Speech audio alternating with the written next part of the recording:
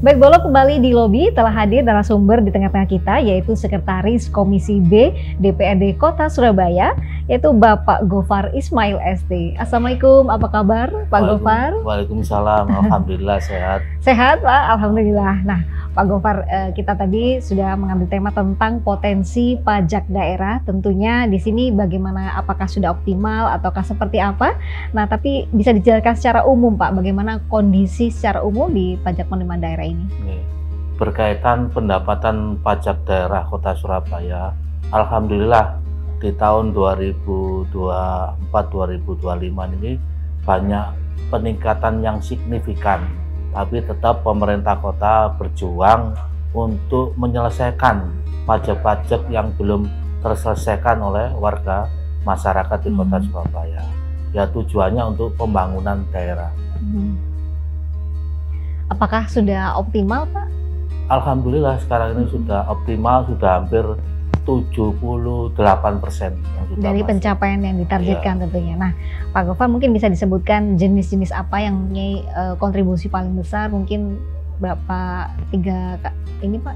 Ya. Berkaitan masalah pendapatan pajak yang optimal itu berkaitan masalah kendaraan bermotor dan juga pajak balik nama kendaraan bermotor dan juga PBB yang ada di masyarakat ini yang sangat-sangat mendapatkan dana yang signifikan untuk kegiatan pembangunan di Kota Sampai Surabaya. berapa persen mungkin Pak Gofar bisa disampaikan? Untuk pajak ini cukup lumayan karena ini PBB ada dan ya kendaraan. untuk pajak itu untuk PBB ini sudah hampir 78%, terus ditambah kendaraan bermotor baik R2 maupun R4 ini kan dari pusat kita akan mendapatkan dana bantuan ya, berkaitan pendapatan ya, berkaitan pajak di Kota Surabaya. Oke, yang masih menjadi kendala apa Pak yang belum mencapai capaian tadi? Berapa persen? Masih kita berjuang jadi berkaitan masalah pendapatan asli daerah ini harus segera dituntaskan, paling enggak jangan sampai banyak PBB yang nunggak di masyarakat. Harapan kita paling enggak bisa 85% sampai 90%. Kalau dari sisi areanya mungkin daerah Surabaya mana nih Pak yang masih banyak terkendala? Terkendala masalah PB ini berkaitan masalah objek pajak yang ada di masalah perumahan. Nah, di mana itu Pak?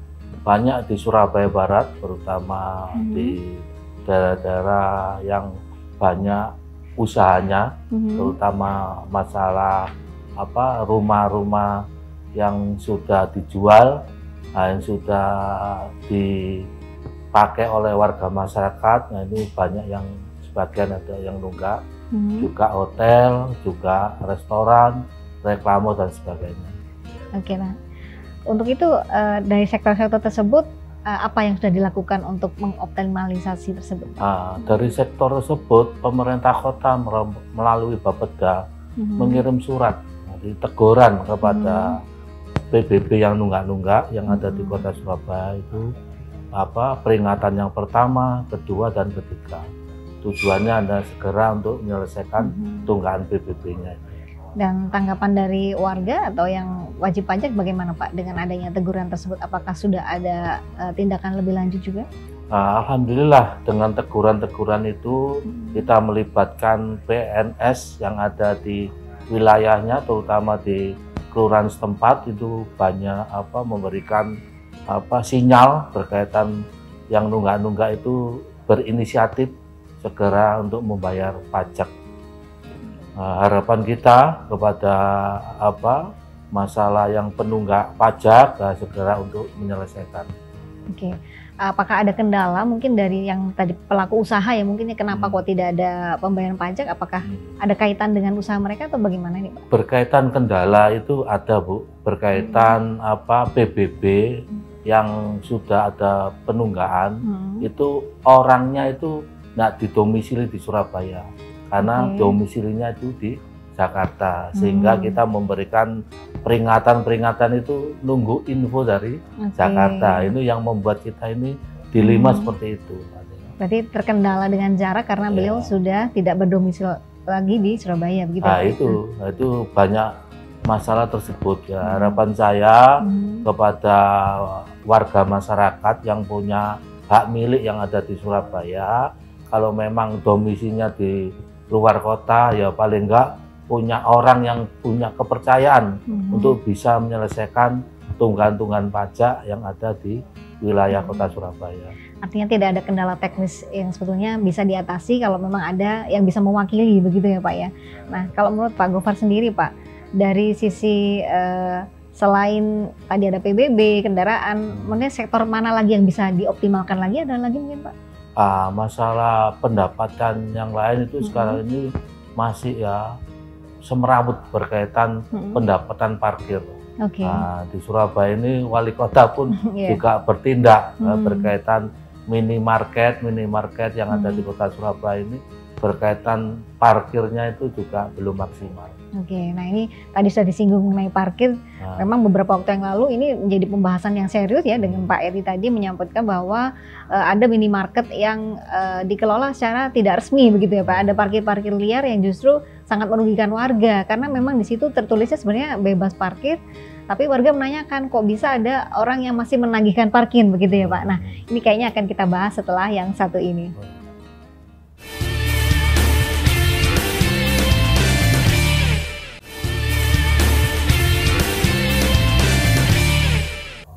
Baik, Bolo kembali di lobi belajar lebih memahami, masih dengan tema menggali potensi pajak daerah bersama Bapak Gofar Ismail. Nah, Pak Gofar, tadi kita singgung masalah parkir. Ini yang topik yang lagi hangat ya. Pak Eri Cahyadi menyampaikan bahwa ada beberapa minimarket yang sudah disegel untuk lokasi parkirnya karena ternyata banyak parkir liar seperti itu ya. Ini warga banyak yang tergiring opini bahwa ini sebenarnya tidak perlu terjadi seperti itu. Nah, Pak Eri menyampaikan juga solusi bahwa harus ada juru parkir resmi yang dari minimarket tersebut. Ini seperti apa tanggapan Pak Gofar? Berkaitan masalah parkir di minimarket ini memang banyak persoalan, terutama kemarin banyak berkaitan pengelolaan dari parkir itu diisi orang-orang yang tertentu yang bisa untuk mengelola parkir. Tapi kenyataannya dalam pelaksanaan di minimarket juga tidak maksimal karena ada tarian-tarian yang sudah terang-terangan kepada warga masyarakat, sehingga ini harus tidak bisa dibiarkan.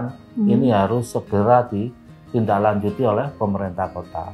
Harapan saya kepada pemerintah kota, terutama Dinas Perhubungan, bekerja sama dengan RT RW yang ada usahanya itu untuk dilibatkan warga masyarakat untuk bagaimanapun bisa membantu untuk kegiatan parkir yang ada di minimarket di kota Surabaya. Pak Gofar, sebenarnya dari aturannya sendiri itu seperti apa Pak? Artinya apakah memang ini gratis tapi ditanggung oleh pihak pemilik minimarket atau seperti apa Pak? Harapan dari pemerintah kota, minimarket itu harus menyediakan petugas parkir yang ada di minimarket tersebut. Nah, tapi kenyataannya pengelolaan minimarket untuk membayar gaji dari tukang parkir itu merasa keberatan. Nah, ini membuat dilema. Harapan saya kalau memang dari minimarket itu untuk membayar parkirnya itu keberatan, nah ini pemerintah kota harus segera menindaklanjuti. Nah, terus mengisi parkir-parkir yang belum ada. Nah, ini harus segera terisi supaya kegiatan parkir ini benar-benar efektif. Jadi orang mau membeli barang-barang yang ada di minimarket ini benar-benar aman, terkendali berkaitan masalah parkirnya, kendaraannya itu. Artinya kalau dari yang disampaikan ke Pak Gofar tadi tidak lagi menjadi tanggung jawab pihak minimarket, tapi ada lagi pihak pemerintah yang melakukan pengelolaan tersebut atau seperti apa nih? Ya kalau memang minimarket tidak ada reaksi ya paling enggak pemerintah kota dengan Dinas Perhubungan harus bekerja maksimal, harus menata parkir-parkir yang ada di minimarket melalui kertas parkir itu retribusi. atau distribusi atau menggunakan alat-alat yang nanti bisa online dengan Dinas Perhubungan, terutama bagian parkir. Nah Kalau menurut Pak Gofar, apakah dari sisi parkir ini sudah bisa sebetulnya menyumbang kontribusi yang cukup besar juga sebenarnya Pak dari PAD atau seperti apa? Berkaitan parkir, kalau pengelolaannya pemerintah kota dengan dinas perhubungan itu pengelolaannya bagus, insya Allah parkir ini akan mendapatkan tambahan untuk kegiatan APBD Kota Surabaya. Karena apa? Sampai sekarang ini ngapunten, parkir di Surabaya belum optimal. Nah, ini berkaitan permasalahan ini, mari dinas perhubungan harus punya inovasi, harus punya gebrakan. Bagaimanapun parkir ini adalah ladang untuk mendapatkan APBD Kota Surabaya. Oke. Kalau sekarang kita berbicara masalah parkir ya Pak, di luar yang kasus minimarket tadi, sebenarnya untuk pengelolaan secara umum, apakah di tempat seperti mall atau yang lain-lain, atau di tempat di jalan raya itu seperti apa? Apakah sudah cukup baik? Kalau di mall-mall itu sudah signifikan karena sudah ada alatnya, begitu kendaraan masuk sudah terdeteksi. Nah, yang terutama di luar area mall atau parkir-parkir yang terutama di pinggir-pinggir jalan itu banyak yang tidak sesuai dengan harapan dari masyarakat. Ini harus segera diselesaikan dan paling enggak pemerintah kota harus bisa turun ke bawah untuk bagaimana parkir ini bisa ditata sebaik-baik untuk kegiatan Dinas Perhubungan Kota Surabaya. Dan untuk yang sudah sudah terkoordinir dengan baik ini bisa menyumbang berapa persen mungkin Pak untuk potensi pajak daerah ini? Insya Allah akan menambah PAD yang cukup signifikan, terutama pendapatan parkir pengelolaannya yang pasif dan benar-benar objektif untuk berdasarkan data parkir yang ada di wilayah atau di tempat-tempat parkir yang ada di Kota Surabaya. Oke. Dan untuk pajak sendiri Pak, kalau untuk tahun yang lalu ini seperti apa Pak? Apakah ada kenaikan untuk yang tahun sebelumnya dengan yang sekarang ini Pak? Untuk parkir saat sekarang ini ya biasa-biasa aja, belum ada signifikan untuk penambahan pendapatan. Kuncinya yaitu juru parkir yang ada di sub ini, terutama ini harus bisa memberikan inovasi untuk pelayanan yang terbaik. Oke, berarti harus ada monitoring yang secara detail, bisakah lewat online atau seperti apa, atau melalui karcis ya Pak ya? Tadi yang tidak bisa terdeteksi karena liar, banyak sekali yang tidak dikelola secara baik seperti itu. Nah, kalau untuk yang lainnya Pak, kita akan membicarakan juga mengenai pajak PBB yang di apartemen. Nah, beberapa hari yang lalu sempat ada hearing dari pihak apartemen, pengelola apartemen untuk pajaknya. Ini seperti apa kondisi yang saat ini, Pak Gofar? Berkaitan kondisi saat sekarang ini, berkaitan pajak di apartemen memang banyak penunggaan. Kemarin kita sudah memanggil beberapa apartemen yang ada di Surabaya. Ya. Tujuannya apa? Kita kepingin permasalahan apa kok tidak bisa untuk membayar ke apartemen yang ada di wilayahnya. Itu kemarin sudah kita panggil dan kita sudah komunikasi. Alasannya seperti itu, karena banyaknya pengeluaran, banyaknya kegiatan-kegiatan untuk bayar pajak pun kadang-kadang itu ada penunggaan. Nah, harapan saya kepada warga masyarakat yang ada di apartemen ya harus membayar pajak. Ini adalah wajib yang harus diselesaikan. Jangan banyak yang disampaikan yang tidak perlu disampaikan untuk berkaitan masalah pajak. Oke, kalau untuk kendalanya sendiri kenapa Pak? Artinya apakah ada beda untuk kepemilikan, mungkin status kepemilikan dari setiap warga di apartemen tersebut atau seperti apa Pak? Ya, kebanyakan dari apartemen itu kadang-kadang belum diserah terimakan. Itu masih punyanya PT atau yang pengelolaan tersebut. Sehingga masyarakat pun juga kebingungan untuk membayar pajak karena masih atas nama PT. Nah, kalau memang itu atas nama PT ya tugasnya PT harus bisa menyelesaikan pajak-pajak yang ada di apartemen. Oke, artinya berarti kendala ini di status kepemilikan yang belum jelas karena belum terpisah tapi masih atas nama perusahaan seperti itu. Nah, Ya. kalau ini memang terjadi harusnya pihak PT yang membayar atau seperti apa, Pak Gofar? Ya, Dibebankan ke iya, perusahaan? karena banyak itu Mang, Pak. Bu, apartemen itu Mhm. masih atas namanya PT. Belum ada atas nama pribadi pemilik-pemilik warga yang menempati di apartemen. Nah, mungkin pelunasannya belum selesai dan sebagainya. Nah, Oke. ini kan hitungannya seperti ini kan tidak bisa dibiarkan. Oke. Ini ya tugasnya PT yang mengelola apartemen harus segera menyelesaikan persoalan-persoalan pajak yang ada di wilayahnya. Itu tadi juga kadang-kadang itu yang punya PT itu kadang-kadang penduduknya bukan di Surabaya, penduduknya kadang di Jakarta, di Bandung. Ini alasan-alasan yang Oke. tidak objektif itu yang disampaikan seperti itu pengelolaan PT-nya. Apakah sudah ada teguran untuk pihak PT tersebut, Pak? Ya, masalah teguran ya ini tugasnya Bapeda, terutama masalah perekrutan pajak. Itu kalau memang ada apa berkaitan masalah pembayaran pajak yang telat, pasti ada teguran dari petugas. Itu peringatan yang pertama, 1 minggu, kedua, ketiga, baru kita menindaklanjuti. Nah, kalau untuk besarannya sendiri, Pak, mencapai berapa yang masih tertunggak atau belum terbayar? Banyak Bu, ini sekitar hampir 1,5 triliun. Ini yang masih Luar biasa. penunggaan pajak yang ada di Kota Surabaya. Karena kemarin Pak Wali Kota pun juga kebingungan. Kalau ini tidak segera diselesaikan, pemerintah kota untuk pembangunan di tahun 2025-2026 besok ini masih kelabakan berkaitan masalah dana. Kemarin kita di Komisi B sudah memanggil, jadi memberikan arahan supaya apa yang nunggak-nunggak pajak di apartemen atau PBB ya segera dibayar. Insya Allah pemerintah kota akan memberikan ya paling enggak keringanan berkaitan masalah denda dan sebagainya. Oke. Tadi besarannya 1,5 triliun. triliun. Nah, ini berapa persen, Pak? Kalau bisa di persentase dari Ya ini keseluruhan. paling enggak hampir 30%. Luar biasa besar sekali nominal ini ya, Pak ya. Iya. Nah, kalau untuk yang selain di luar apartemen, apakah juga ada kendala yang sama mungkin, Pak?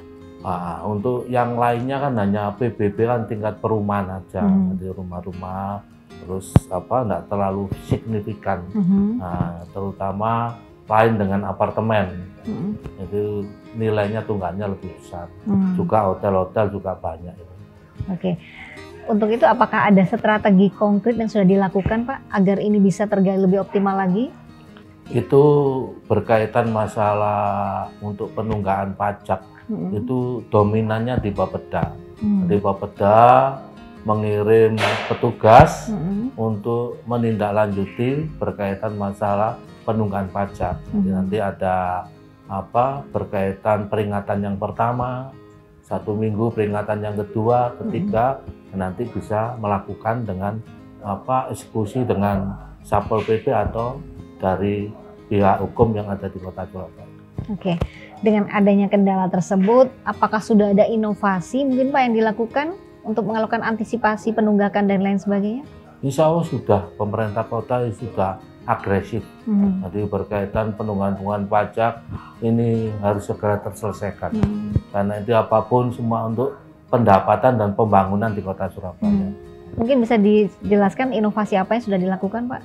Ya, inovasi yaitu tadi apa dari ada petugas door to door, dari memberikan surat peringatan kepada pemilik penunggak pajak yang ada di Kota Surabaya sampai ketemu dengan yang punya hak milik dan sebagainya. Tujuannya apa? Untuk memberikan apa? Arahan dan paling enggak bisa untuk membayar tunggakan pajak yang sudah ditentukan oleh pihak pajak Kota Surabaya. Oke. Ini saya pernah mendengar dan melihat secara langsung. Mungkin saya tidak tahu kalau di Surabaya seperti apa. Ada beberapa strategi yang dilakukan. Misalnya warga ini kalau masih dalam tanda kutip menunggak, dia tidak bisa mendapatkan pelayanan tertentu yang berkaitan dengan pemerintah atau apa namanya kegiatan yang berkaitan dengan pemerintah. Misalnya nggak bisa mengurus KTP, tidak bisa mendapatkan pelayanan apa. Nah ini ada nggak sudah yang dilakukan seperti itu Pak mungkin untuk penunggak ini? Iya, sementara untuk masalah nunggak pajak ya jangan terlalu membias untuk pelayanan publik. Nanti harus ada pemetaan.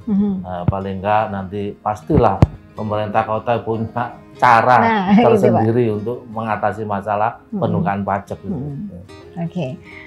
Dan untuk inovasi tadi Pak, kan tidak hanya di PBB ya Pak, kalau untuk yang lainnya mungkin ada Pak?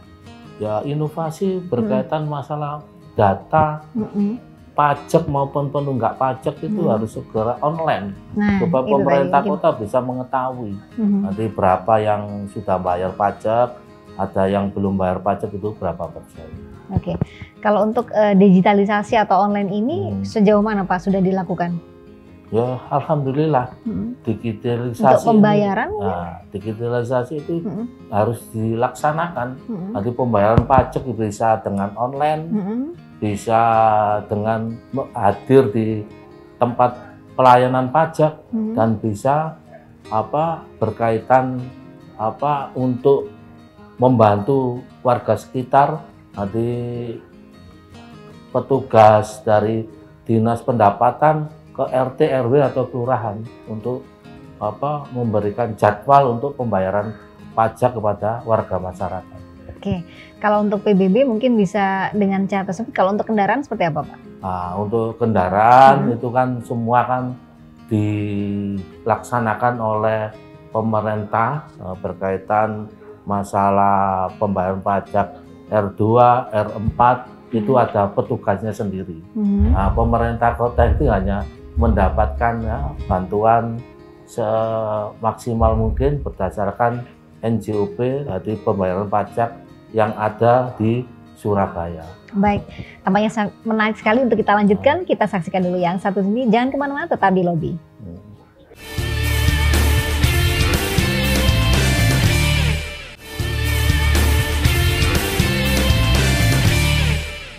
Baik pemirsa, kembali di lobi belajar lebih memahami masih dengan narasumber kita Bapak Gofar. Pak Gofar, tadi kita sudah membahas mengenai pajak untuk apartemen, PBB ya Pak ya, kendaraan. Nah ini kalau untuk pajak hiburan ini seperti apa Pak Gofar?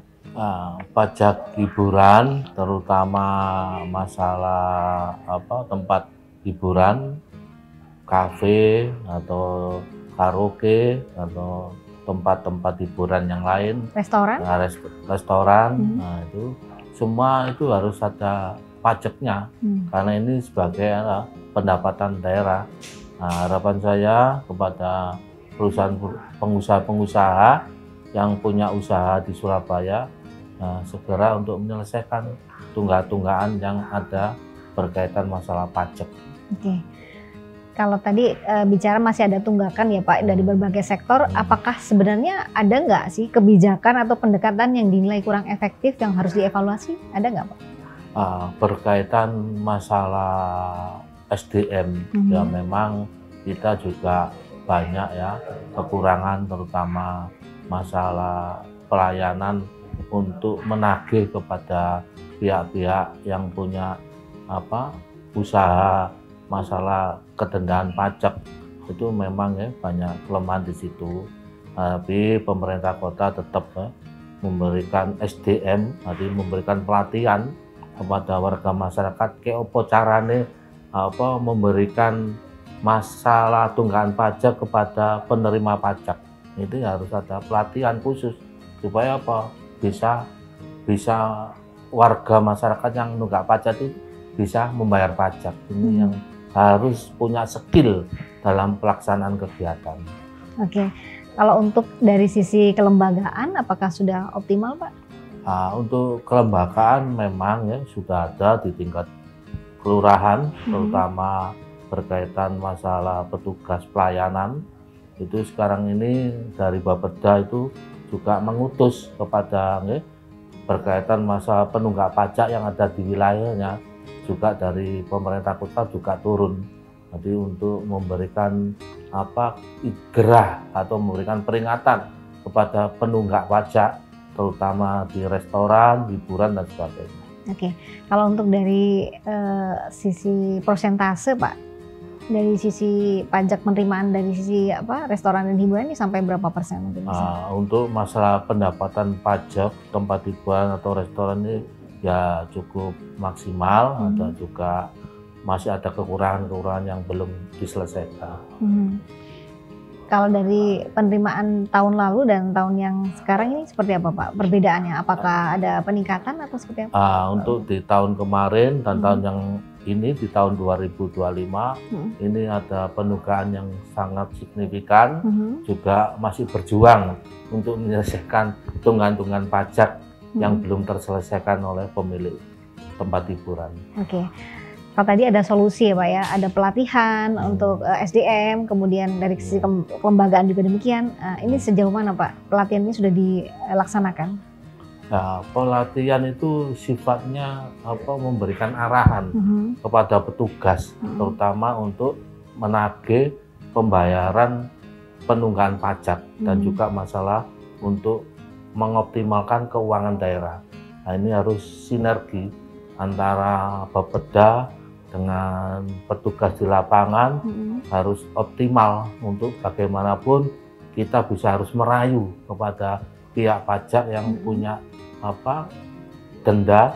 Nah, ini harus segera diselesaikan. Oke, kalau di sisi areanya sendiri Pak, bisa mungkin dijabarkan di Surabaya ini daerah mana yang mempunyai potensi paling besar untuk pajak penerimaan dari sisi hiburan dan restoran tadi Pak? Di harapan saya untuk penunggak pajak hiburan ya merata di Surabaya. Merata ya Pak? Nah, harapan saya harus melibatkan kepada TNI Polri, Satpol PP supaya punya ada kemauan untuk membayar, supaya gak disepelekan petugas-petugas kalau sendiri, kalau melibatkan dari oknum aparat kepolisian, angkatan darat, TNI dan sebagainya, ini bisa paling nggak membuat gerah kepada pengusaha-pengusaha rumah tempat hiburan yang ada di Surabaya. Oke, kalau sebelumnya apakah ini sudah dilakukan atau masih akan dilakukan Pak untuk pendekatan dari sisi penegak hukum?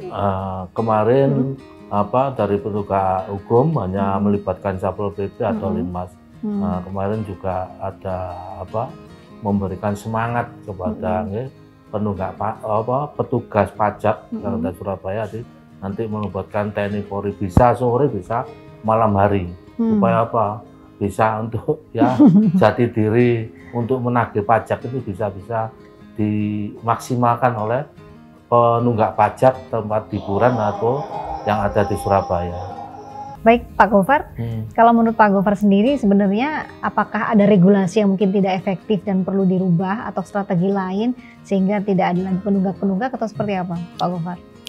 Semua masalah administrasi, terutama SDM dan juga petugas, ini harus diberikan inovasi, diberikan arahan yang terbaik untuk bagaimana melakukan pendekatan dengan warga masyarakat yang punya tunggakan pajak, terutama hiburan. Oke, kalau sistem denda apakah sudah diberlakukan cukup optimal atau seperti apa, Pak Gofar? Untuk masalah pembayaran di restoran itu sudah ada berkaitan masalah pajaknya. Insya Allah di situ bisa online.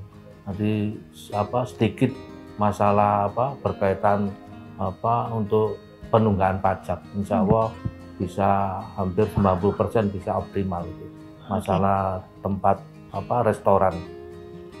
Kalau untuk denda Pak, apakah sudah diberlakukan sehingga mereka jera untuk tidak menunggak seperti apa Pak? Masalah denda tetap ya, setiap pemilik pajak kalau memang belum bisa membayar masalah tunggakannya tetap ada masalah denda. Denda ini juga sebagai sebagai untuk bagaimana warga masyarakat itu takut dengan untuk membayar pajak karena ada denda yang akan dimaksimalkan dalam berkaitan nominal pajak yang ada di wilayah Bapak Ibu sekalian. Oke, kalau dari sisi nominal Pak mungkin bisa diinformasikan berapa nilainya sebenarnya pendapatan pajak asli daerah di Surabaya ini?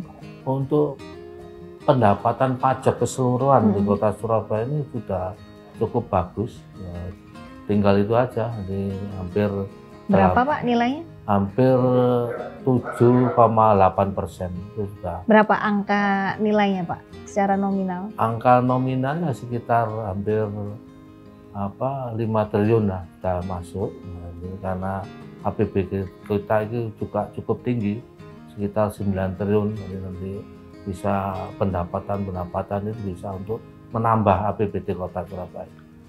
Baik pemirsa, itulah tadi mengenai denda maupun pengoptimalannya. Kita akan kembali setelah yang satu ini.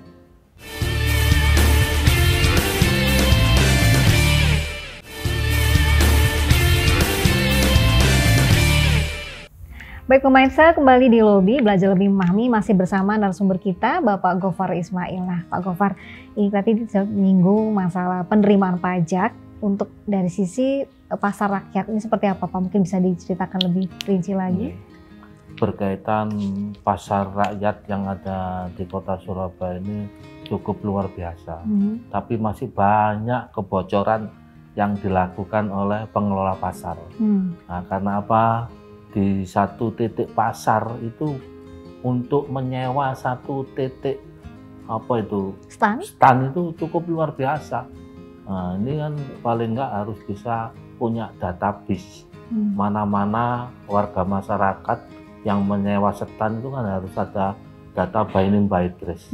Itu harus bisa dimaksimalkan. Yang kedua juga ada berkaitan penyewaan lahan yang ada di stand-stand itu pasti ada yang pinggir-pinggir dibuat warkop dan sebagainya.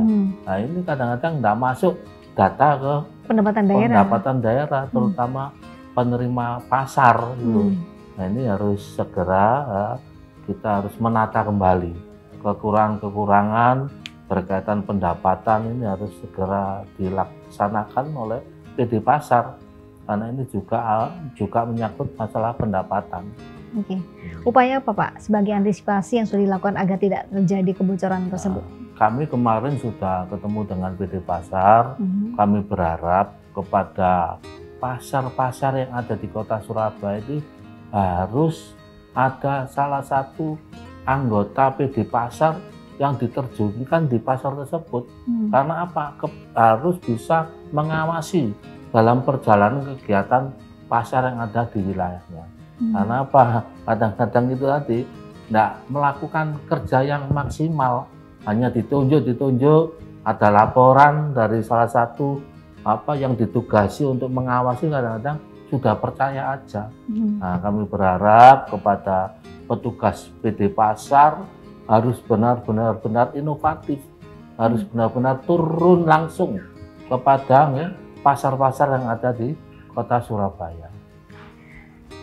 Baik Pak, nah, untuk yang sistem pelaporan atau transparansi penggunaan pajak itu sendiri apakah sudah dilakukan secara optimal? Nah, masalah laporan untuk data by name by address dari stand-stand itu kadang-kadang datanya itu hanya pokoknya masuk aja. Nah ini harus benar-benar yang maksimal. Jadi malah harus 100%. Data yang nyewa di pasar tersebut harus bisa maksimal. Meskipun banyak kekurangan yang penting data ini harus masuk 100%. Karena apa? Ini semua untuk kanggo APBD Kota Surabaya. Terutama petugasnya, ini terutama petugas ini tidak bisa leha-leha. Ini harus benar-benar optimal. Karena apa? Juga berkaitan masalah data penyewa stand dan juga pengawasan di lingkungan pasar, ini harus benar-benar melihat langsung dari kegiatan yang ada di pasar tersebut. Untuk itu sisi pengawasan seperti apa Pak? Artinya dengan data tadi kan harusnya bisa diakses oleh penyewa stand juga. Itu seperti apa Pak? Apakah sudah dilakukan juga untuk pengawasannya? Untuk pengawasan PD Pasar harus punya inovasi, harus punya gebrakan. Ya paling enggak kalau memang membutuhkan tenaga ya ambil outsourcing atau yang lain. Ya apa tujuannya apa? Untuk bisa mengetahui data kegiatan yang dilakukan pasar-pasar yang ada di Surabaya. Ini benar-benar banyak nih kekurangan. Nah, ini banyak kebocoran di situ. Nah, ini kami berharap kepada PD Pasar harus pengelolaan yang maksimal. Mumpung dalam kegiatan ini wali kota sudah memberikan strong untuk bagaimana kegiatan pasar ini bisa maksimal untuk berkaitan masalah kebutuhan masyarakat. Kalau dari sisi pasar tadi belum optimal, kalau dari minimarket itu sendiri seperti apa Pak? Apakah juga sama kondisinya untuk pasar modern ya? Untuk masalah pasar modern itu masih banyak kebocoran. Kalau minimarket itu intinya hanya kebocoran sedikit masalah parkir aja. Untuk masalah penyewa kontrak di Surabaya itu berkaitan itu sudah optimal. Hanya perjalanan di masalah parkir atau di luar parkir aja. Oke. Ini saya juga kemarin mendapat informasi ya Pak ya, bahwa ternyata di area parkir minimarket itu ada yang digunakan untuk sewa stand UMKM. Nah itu seperti apa tanggapan Pak Gofar? Ya memang dari pihak minimarket itu kadang-kadang terlalu ombergo, jadi terlalu mendapatkan kepingin mengeruk hasil yang sudah disewa untuk minimarket. Nah dari pemerintah sudah mensetrong masalah minimarket, monggo dipergunakan sebagai mobil, tapi halaman parkir, halaman sisa jalan jangan dipergunakan untuk UMKM, penyewaan. Nah, UMKM yang ada di wilayahnya. Nah, kemarin juga sudah disampaikan wali kota masalah di stand jalan itu semua stand itu harus gratis, harus untuk membantu warga sekitar dari minimarket yang ada di wilayahnya. Jadi semua yang punya usaha UMKM bisa berjualan. Jadi sewanya gratis. Semua untuk membantu ekonomi yang ada di wilayahnya masing-masing. Oke, berarti untuk yang sudah terlanjur seperti apa Pak? Apakah sudah ada tindakan dari pemerintah untuk menyegel atau dan lain sebagainya? Nah, kalau sudah terlanjur ya pemerintah berhak harus segera menyegel, nanti menyampaikan kepada pengelola minimarket. Nah ini harus segera ditiadakan, harus diganti oleh UMKM yang ada di wilayahnya masing-masing, terutama warga masyarakat tersebut yang ber-KTP Surabaya, khususnya di wilayah RT wilayah tersebut. Apakah ini sudah ada dalam perda atau seperti apa Pak? Apakah baru muncul setelah adanya kasus tersebut? Nah, ini berkaitan kemarin karena ada kasus dari yang disidak oleh wali kota, ini banyak permasalahan, terutama di lapangan. Insya Allah dari DPRD akan membuat masalah aturan supaya nanti bisa minimarket dan warga masyarakat, terutama UMKM ini bisa memberikan manfaat dari kegiatan minimarket tersebut. Oke Pak, tampaknya ini sangat luar biasa ya, ada usulan bahwa harusnya bisa digratiskan sebagai UMKM, bisa membantu warga sekitar untuk mendapatkan penghasilan, begitu ya Pak? Baik, kita tunggukan kabar baik seperti apa, untuk aturannya tentunya lebih menguntungkan bagi warga masyarakat Surabaya. Kita akan kembali setelah yang satu ini.